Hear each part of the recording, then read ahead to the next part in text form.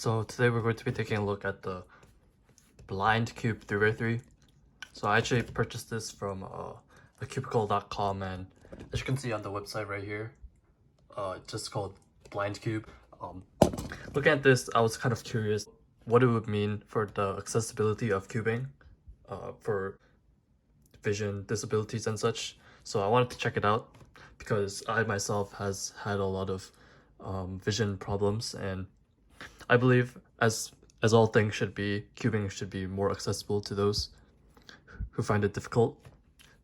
And so let's just take a look at this. The cube itself seems to be either like a Guanlang or a MF3, and basically like based off of that cube, and basically doesn't turn very well.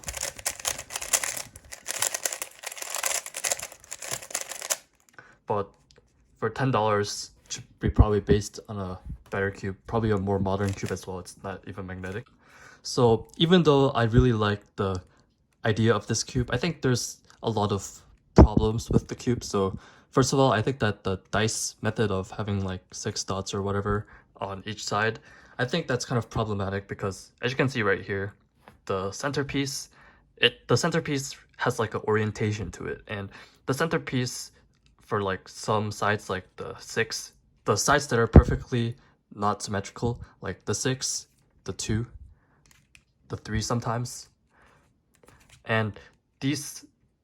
like sometimes the center will be soft, but most of the time the center will not be soft, and like so like right, this one needs to turn like this, and this one needs to turn like this, and I think that's just a fundamental flaw of this design. And I really wish it didn't really have this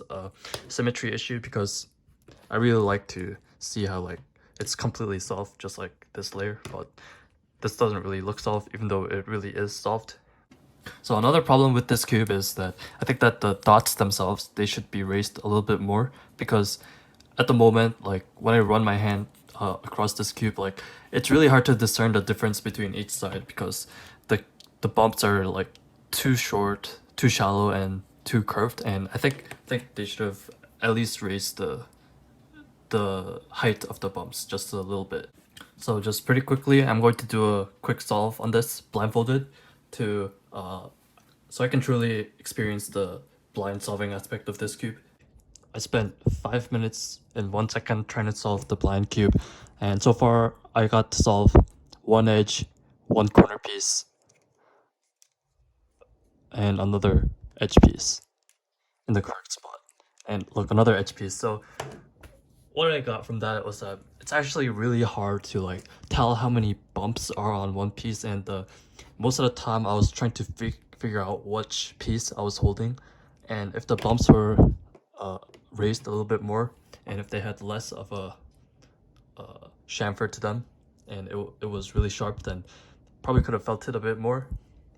And I think another difficulty of solving this cube is that it's really difficult to remember which parts that I've already solved, and basically I was always touching the cube to make sure which orientation I was holding it, and which pieces it was already solved. This cube is actually quite a bit poorly designed and not very simple to use.